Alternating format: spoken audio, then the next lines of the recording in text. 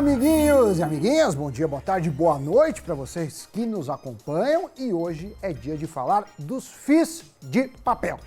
Você que nos assiste, já investe neste tipo de fundo? Está preocupado com o rendimento e o desempenho dos fundos imobiliários que investem em CRIs?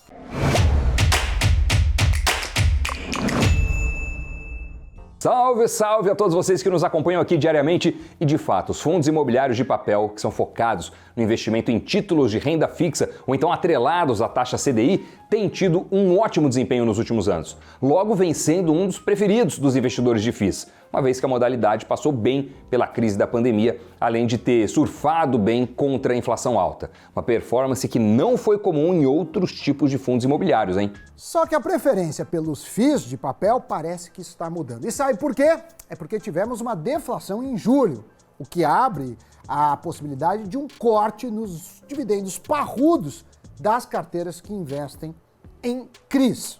É que essa modalidade é considerada blindada da alta da inflação e do avanço nos juros por comprarem títulos que acompanham esses indicadores. Para se ter uma ideia, os FIIs de papel tiveram uma valorização média de 27% nos últimos 2 anos. Já os fundos de tijolo, aqueles que investem diretamente em imóveis, caíram 2,3% no período. O IFIX, o índice oficial dos fundos imobiliários, recuou 3,21%. E entre os 10 fundos que pagaram os maiores rendimentos nos últimos 12 meses, 9 são fundos imobiliários que investem em CRIs. Inclusive, vocês podem acompanhar aí na tela quais são esses FIIs. O Valor Hedge Fund retornou 17% em dividendos em 12 meses, seguido pelo Urca Prime Renda. O Risa Arctium, por ser um fundo híbrido, é o único da lista que não é considerado FII de CRI. Já todos os demais que aparecem no ranking são. E como eu expliquei, por eles serem atrelados à alta dos juros, a Selic em disparada e o aumento do IPCA ajuda nos rendimentos.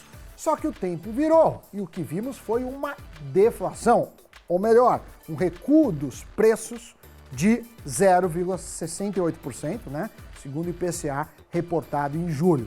E sendo assim, pergunto-lhes, o que será que deve acontecer agora com essa classe de fundos imobiliários, já que temos pela frente uma inflação menos perturbadora? Ponto muito pertinente. Eu acho que a questão também é entender se esse cenário de deflação é pontual ou não. Até então, o que tudo indica parece ser um caso isolado. A gente viu combustível e energia elétrica caírem com a diminuição dos impostos, uma medida tomada recentemente pelo governo e que impactou nessa inflação negativa registrada em julho. O que o investidor precisa ter em mente é que o impacto da deflação varia entre os fundos de papel. É que nem sempre as carteiras desses FIIs distribuem mensalmente aos cotistas a correção dos CRIs. E para os fundos, Doni, que não fazem esse repasse mensalmente, isso acaba, Doni, amortecendo, atenuando essa queda registrada no IPCA. Já para os fundos imobiliários que fazem esse repasse mensal, a coisa muda um pouco. É que o rendimento pré-fixado do CRI cobriria esse resultado negativo do IPCA, mas em troca reduziria o repasse dos dividendos. Então, será que pode acontecer de um fundo de CRI não repassar nada de rendimento caso a gente tenha mais uma deflação adiante? É o que nós vamos saber agora com o analista de FIIs, Luiz Nuin, da Levante Investimentos. Pode rodar.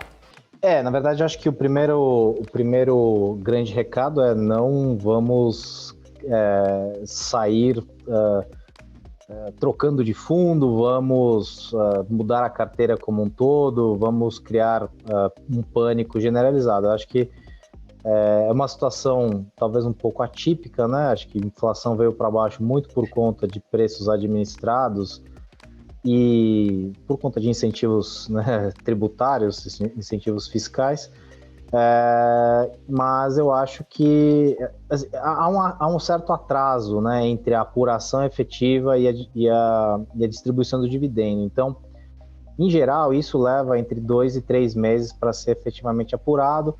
Há situações também onde os fundos têm reservas de lucro a serem distribuídas, que acabam fazendo a função no mês que houve deflação. Então, eu acho que isso é para ficar bastante atento, mas eu não acho de qualquer forma a gente vai viver um cenário super complicado.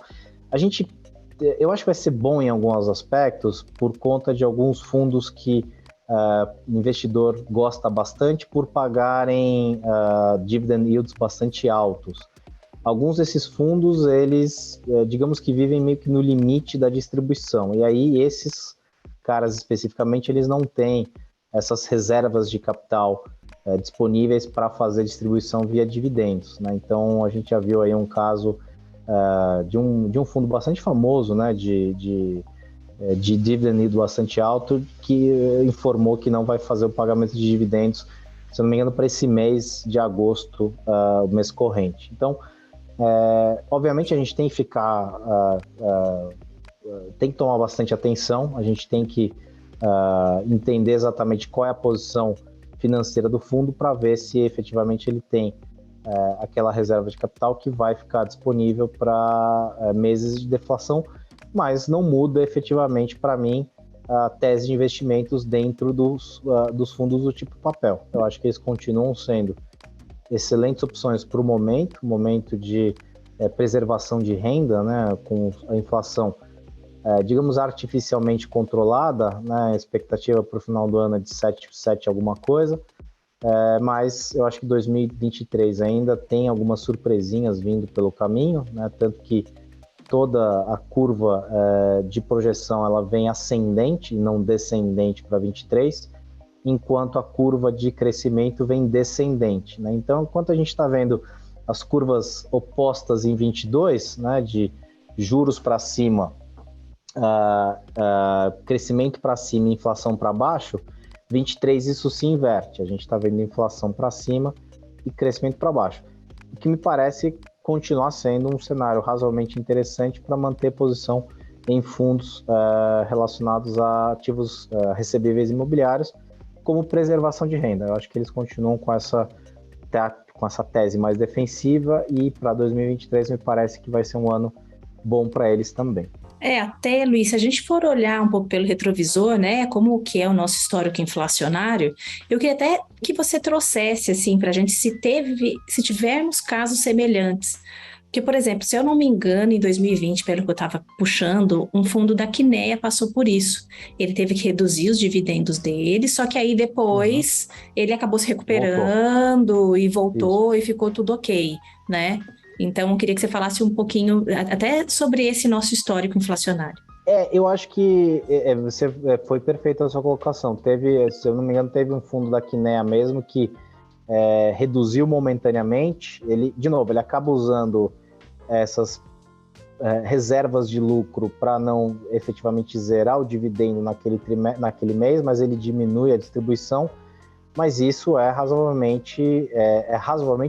temporário. Né? De novo, a gente tem que analisar fundo a fundo para entender a posição de caixa de cada um deles e entender essa reserva de lucro, como nesse caso que eu comentei, provavelmente ele não vai distribuir. Por quê? Porque provavelmente ele teve, não uma alavancagem, né? Não é a palavra correta, mas ele distribuiu sempre quase que no limite, e isso fez com que o yield, percentualmente falando, fosse bastante alto. Isso acaba chamando a atenção do investidor, mais investidor acaba olhando para isso e aí acaba comprando aquela cota daquele fundo, mas é sempre muito perigoso porque é aquela história do risco-retorno. Quanto maior o retorno, nesse caso o fundo pagava 17, 18 de yield no ano, enquanto um fundo, digamos, normal, né, um fundo de CRI de papel pagando aí 12, 13, né, que é uma rentabilidade bastante aceitável em função do momento que a gente está, o investidor acaba crescendo o olho no 18, só que aquele 18 ele talvez não seja tão sustentável quanto o investidor imagina. Mas, de novo, pode haver efetivamente uma queda momentânea na distribuição, o yield vem mais para baixo, mas isso é absolutamente temporário e à medida que o índice voltar para o campo positivo, e vai voltar para o campo positivo, isso volta à normalidade, volta à distribuição anterior, né, aos meses de deflação que a gente vai ter pela frente. Boa, ótimo. E aí eu queria saber a sua dica para o investidor, né? O que ele tem que considerar antes dele decidir, né? Se ele vai manter um fundo de papel, se ele vai vender ou até vir a comprar mais, né? Então, assim, como que ele tem que adequar a exposição dele nessa categoria, né? E, inclusive, tentar enxergar oportunidades de ganho lá na frente. Olha, eu acho que a característica, talvez para mim, principal de fundos imobiliários é a característica de baixa volatilidade e preservação, e geração e preservação de renda. Se a gente olhar o mercado como um todo, tem muita gente falando há bastante tempo que os fundos de tijolo estão com desconto. E esse desconto ele tem permanecido já há alguns meses. Então, talvez não seja um desconto tão grande assim, né? A gente, como eu falei, 2023, o que se forma hoje não é um 2023 talvez muito pujante do ponto de vista econômico. Dado que a gente provavelmente vai ter um ano bastante fraco, não vejo poder de preço de proprietários de lajes, de galpões e de shoppings de conseguirem, por exemplo, subir aluguel acima da inflação, porque é uma questão de oferta e demanda, né? O mercado está de lado ou para baixo, aquela demanda por novos empreendimentos diminui, e quem está em uma laje um pouco mais cara, provavelmente às vezes procura uma laje um pouco mais barata. Então, eu acho que há cotas e há fundos muito interessantes, mas o horizonte do investidor para ganho de capital via valorização de cota é um pouco mais longo. Eu não estou falando de um ano e meio, estou falando talvez de 2 anos e meio para que as coisas voltem a se estabilizar. Enquanto isso, você tem nesses mesmos fundos de tijolo um yield ainda magro em relação principalmente ao que oferecem os fundos de recebíveis imobiliários. O recebível imobiliário é como se a gente estivesse num pós-fixado que é atrelado à CDI e atrelado à inflação. Se a gente imagina que CDI, que é atrelado à Selic, para 23 vai cair vertiginosamente, aí eu sugiro para o investidor virar a mão e ir para tijolo, porque isso provavelmente vai indicar um ambiente econômico melhor. Não é a minha tese hoje. Eu continuo mais atrativo para fundos de papel do que tijolo, para horizontes de investimento diferentes. De novo, tijolo que a gente está vendo agora, imaginando que em 2, 3 anos a gente consiga voltar a uma rota de crescimento, esquecendo que o Brasil acaba às vezes perdendo 10 anos a cada década, né? A gente está aí em 40 anos de crescimento bastante magro e a gente não consegue virar o jogo. Então, vamos supor que a gente consiga efetivamente virar o jogo em 2, 3 anos e aí quem comprou um fundo de tijolo agora acabou pagando uma cota bastante barata. De novo, não é a minha tese. Eu estou colocando cenários que eu acho que o mais importante é fazer esta avaliação. A gente não pode... Eu não sei exatamente qual é o perfil de cada investidor, eu não sei qual é o horizonte, então a gente tem que colocar prós e contras de cada um deles. Então, se a pessoa imagina que vamos ter uma economia pujante de 23 em diante, eu acho que seria a melhor exposição a tijolo. Não é a minha tese. Eu continuo da tese de que os fundos de papel continuam bastante atrativos num cenário onde não só o Brasil, mas o mundo todo caminha, alguns mais, outros menos, para algo próximo de uma recessão, sem entrar aqui no questionamento, né, do governo americano de o que é uma recessão, que é uma discussão talvez secundária ou bastante inoportuna, mas o bloco zona do euro está caminhando para uma recessão firmemente.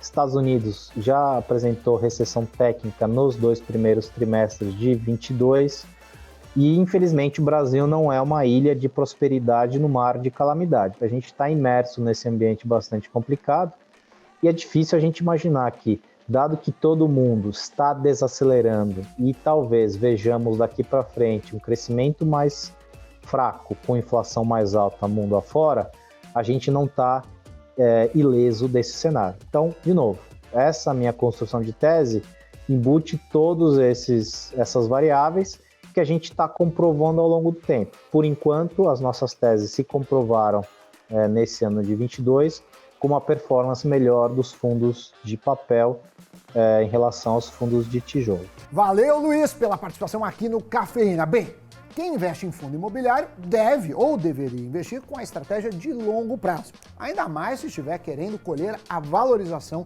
das cotas e não apenas o aluguel, né, os rendimentos. Como o Luiz bem disse, esse cenário deflacionário afeta de forma momentânea os rendimentos. Só que nem por isso um FII perderá seu valor.